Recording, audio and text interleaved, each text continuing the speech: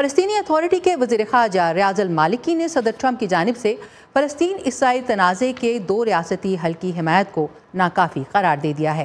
اس وقت سارہ زمان new York میں موجود ہیں، جہاں سے وہ جنرل اسمبلی کے جاری سربراہ اجلاس کی اسپیشل کوریج کر رہی ہیں۔ Sara, welcome to our show. Thank you Ayesha. Sara, گزشتہ روز اسرائیل فلسطین ایشو سے متعلق کچھ اہم ملاقاتیں ہوئی ہیں۔ جنرل اسمبلی کا جو سربراہ اجلاس جاری ہے اس کی سائیڈ لائن پر کیا تفصیلات ہیں اس کی؟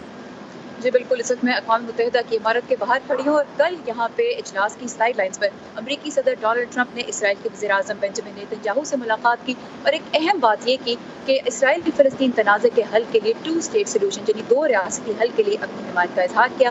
اور دوسری جو اہم بات انہوں نے کی وہ یہ تھی کہ اس کے حل کے لیے امریکہ اپنا جو پلان ہے وہ دسمبر تک پیش کر دے گا۔ اب یہ ایک ایسا پلان ہے جس کے بارے میں کئی ماہ سے انتظار کیا جا رہا ہے، جس کے بارے میں صدر ٹرمپ کا یہ کہنا ہے کہ وہ شخصیت بن سکتے ہیں، ثابت ہو سکتے ہیں جو مشرق وسطیٰ میں امن لے کر آئے، لیکن ابھی تک کوئی پلان سامنے نہیں آیا۔ تو صدر ٹرمپ نے اب یہ کہہ دیا کہ پلان جو ہے وہ دسمبر تک سامنے آئے گا۔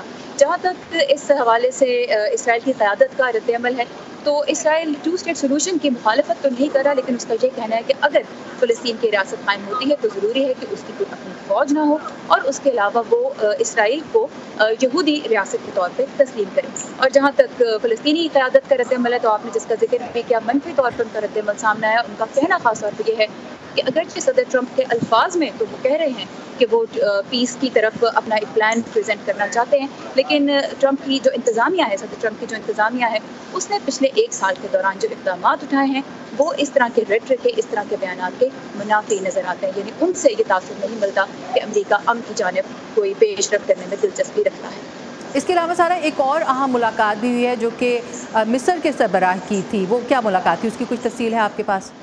جی بالکل، اس ملاقات کے بارے میں انفیکٹ مصر کے جو صدر ہیں عبد الفتاح السیسی، انہوں نے ٹویٹر پہ بھی اس کا ذکر کیا اور ان کا بھی یہی کہنا تھا کہ ان کے جو اسرائیل کے وزیر اعظم بنجمن نیتن یاہو کے ساتھ ملاقات ہوئی ہے اس میں مشرق وسطیٰ میں قیام امن کے حوالے سے ہی بات چیت کی گئی۔